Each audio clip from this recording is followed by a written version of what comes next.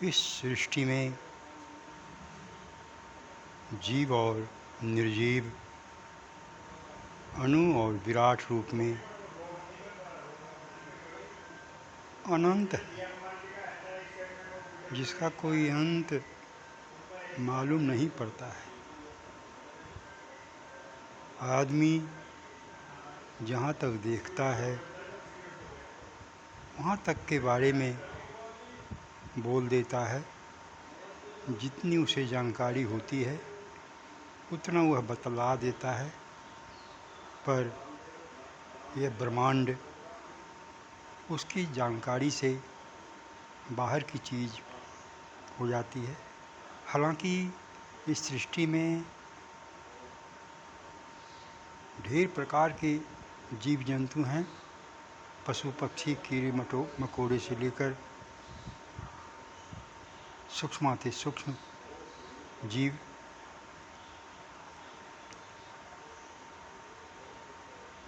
इनमें मनुष्य एक ऐसा जीव है जो कि ब्रह्मांड को ही नाप लेने की उम्मीदें रखता है, अपने को वैसा क्षमतावान समझता है। इसने बहुत कुछ मापा भी, जहाँ तक इसके शरीर को जाने की क्षमता नहीं है, उससे भी आगे यह अपने मस्तिष्क का उपयोग कर जा पहुँचा है और बहुत कुछ समझा है, जाना है। अन्य जीव जंतुओं में ये क्षमता नहीं देखी जाती है जो क्षमता मनुष्य में है। लेकिन अब यहाँ एक प्रश्न उठता है कि तुम एक छोटे सी जीव, एक छोटे से शरीरधारी मनुष्य अपने को ही सर्वे सर्वा मान लेता है और ईश्वर तत्व को अस्वीकारता है। अब यहाँ प्रश्न उठता है कि तो तुम कहाँ से आए, किसने बनाए, तुम अपने बारे में ही अनजान क्यों हो? तुम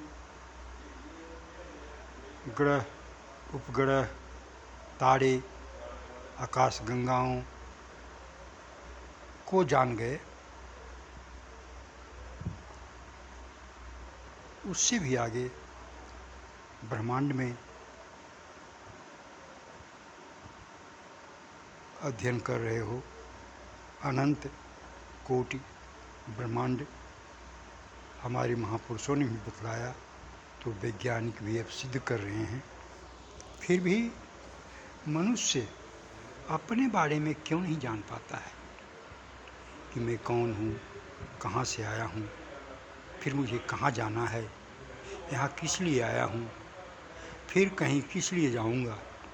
यह नहीं बतला पाता है, यह नहीं समझ पाता है, जबकि वह स्वयं में है।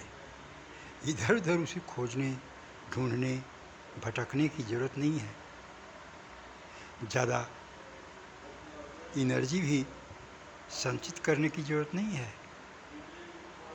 फिर भी मनुष्य अपने आप को नहीं समझ पाता है, तो ईश्वर को क्या समझ पाएगा?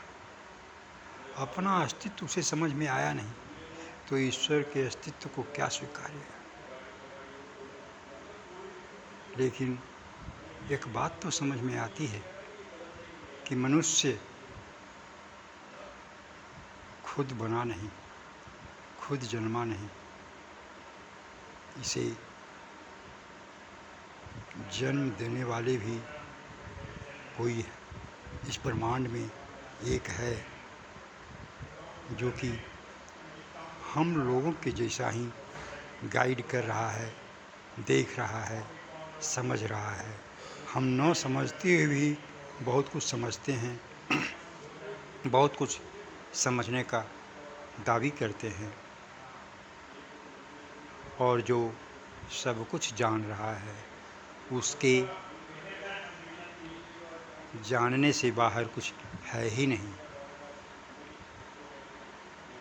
वो कैसा अद्भुत होगा, इसे मनुष्य को स्वीकारना होगा। इसे स्वीकार ही मनुष्य सुखी होता है, शांत होता है, प्रसन्न होता है, निर्विघ्न रहता है। जिस दिन मनुष्य कह देता है कि ईश्वर नहीं है, उसी दिन से धरती पर गलत मानसिकता की वृद्धि हो जाती है, गलत लोगों की संख्या बढ़ जाती है, जिसके कारण पाप, अत्याचार, अनाचार बढ़ जाता है। और जिस दिन हम ईश्वर को अपने अभिभावक के रूप में मान लेंगे, उसी दिन से हमें उस अभिभावक के प्रति श्रद्धा, भय उत्पन्न होगा।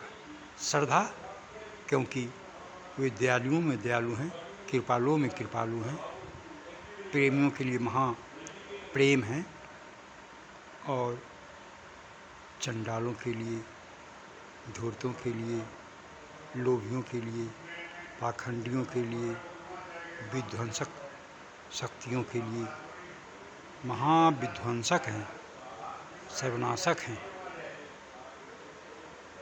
इस भाव को अपने अंदर रख लेने के बाद गलतियां घटती हैं, त्रुटियां कमती हैं, दोष दुर्गुण मिटते हैं, आनंद का भाव पैदा होता है। अतः मनुष्य का कल्याण हर क्षण आस्तिक रहने में है, नास्तिक रहने में नहीं है। अपने से ऊपर भी किसी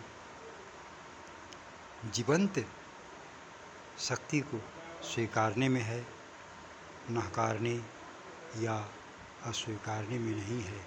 इस बात को सदा मनुष्य को अपने अंदर बिठा लेना चाहिए। ओम ओम।